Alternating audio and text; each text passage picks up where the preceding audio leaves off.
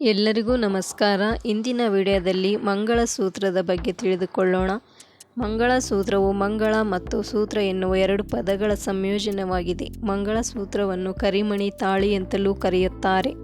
ಮಂಗಳ ಎಂದರೆ ಪವಿತ್ರ, ಸೂತ್ರ ಎಂದರೆ ಹಾರ. ಮಂಗಳಸೂತ್ರವೆಂದರೆ ಪವಿತ್ರ ಬಂಧವನ್ನು ಸಂಕೇತಿಸುವ ಹಾರವಾಗಿದೆ.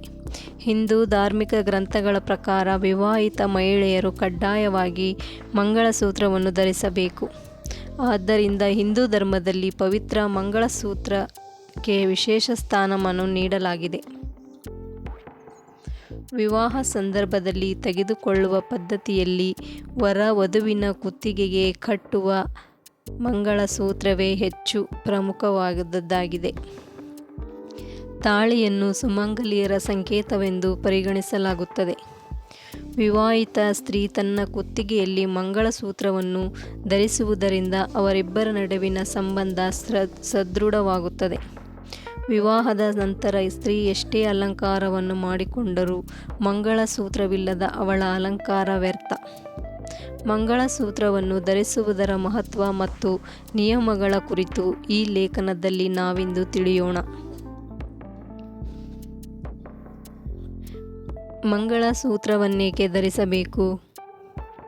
ನಮ್ಮ ಹಿರಿಯರು, ತಿಳಿದವರು, ಪಂಡಿತರು ವಿವಾಹಿತ ಸ್ತ್ರೀ ಕಡ್ಡಾಯವಾಗಿ ಮಂಗಳಸೂತ್ರವನ್ನು ಧರಿಸಬೇಕೆಂದು ಸಲಹೆ ನೀಡುತ್ತಾರೆ.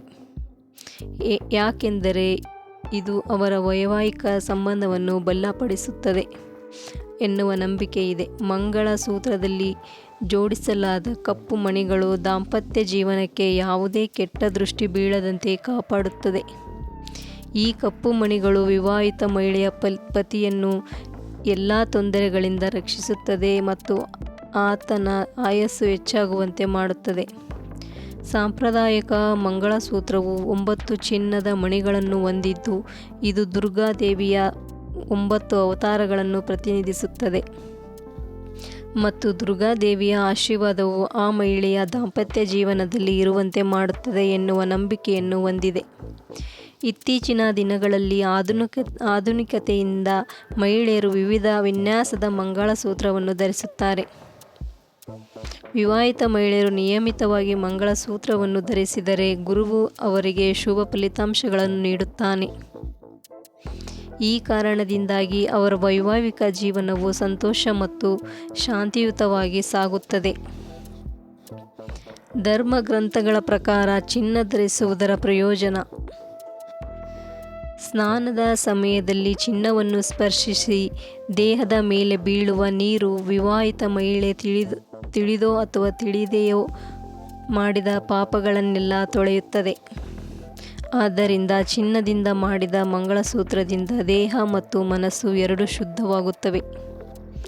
ಮಂಗಳಸೂತ್ರದ ಕಪ್ಪು ಮಣಿಗಳ ಬಣ್ಣವು ಶನಿ ಗ್ರಹದ ಸಂಕೇತವಾಗಿದೆ ಮತ್ತು ಮಂಗಳಸೂತ್ರದ ಚಿನ್ನವು ಗುರು ಗ್ರಹದ ಸಂಕೇತವಾಗಿದೆ. ಶನಿ ಮತ್ತು ಗುರುಗಳ ನಡುವಿನ ಪರಸ್ಪರ ಕ್ರಿಯೆಯು ಸಂತೋಷದ ದಾಂಪತ್ಯ ಜೀವನವನ್ನು ಸೂಚಿಸುತ್ತದೆ. ಇದು ವೈವಾಹಿಕ ಜೀವನದಲ್ಲಿ ಸ್ಥಿರತೆಯನ್ನು ತರುತ್ತದೆ. ಶಿವ ಮತ್ತು ಪಾರ್ವತಿಯ ದೇವಿಯ ಸಂಕೇತ. ಮಂಗಳಸೂತ್ರವನ್ನು ಕಪ್ಪು ಮಣಿಗಳು ಮತ್ತು ಚಿನ್ನದಿಂದ ತಯಾರಿಸಲಾಗುತ್ತದೆ. ಕಪ್ಪು ಮಣಿಗಳನ್ನು ಶಿವನ ರೂಪವೆಂದು ಪರಿಗಣಿಸಲಾಗುತ್ತದೆ ಮತ್ತು ಚಿನ್ನವು ಪಾರ್ವತಿ ದೇವಿಗೆ ಸಂಬಂಧಿಸಿದೆ.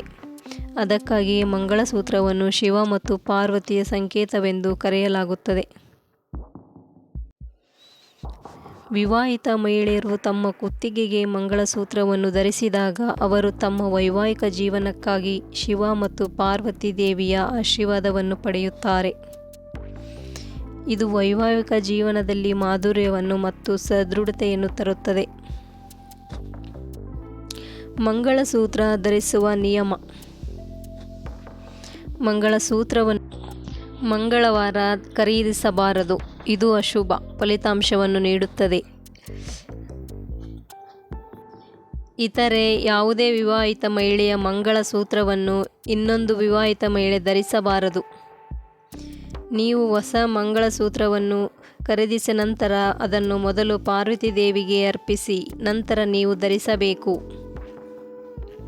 ಒಮ್ಮೆ ಮಂಗಳಸೂತ್ರವನ್ನು ಧರಿಸಿದ ನಂತರ ಪದೇ ಪದೇ ಕುತ್ತಿಗೆಯಿಂದ ಅದನ್ನು ತೆಗೆಯಬಾರದು. ಯಾವಾಗಲೂ ಮಂಗಳಸೂತ್ರವನ್ನು ಖರೀದಿಸಲು ನೀವೇ ಹೋಗಿ ಅಥವಾ ನಿಮ್ಮ ಪತಿ ಖರೀದಿಸಿದ ಮಂಗಳಸೂತ್ರವನ್ನು ಧರಿಸಿ.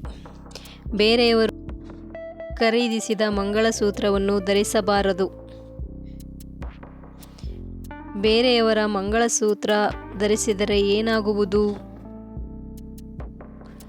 ವೈದಿಕ ಜ್ಯೋತಿಷ್ಯದ ಪ್ರಕಾರ ಇನ್ಯಾವುದೇ ಮಹಿಳೆಯ ಮಂಗಳಸೂತ್ರವನ್ನು ಎಂದಿಗೂ ಧರಿಸಬಾರದು. ಈ ತಪ್ಪನ್ನು ಮಾಡುವುದು ನಿಮ್ಮ ಸಂಸಾರಕ್ಕೆ ಅಶುಭವೆಂದು ಪರಿಗಣಿಸಲಾಗುತ್ತದೆ.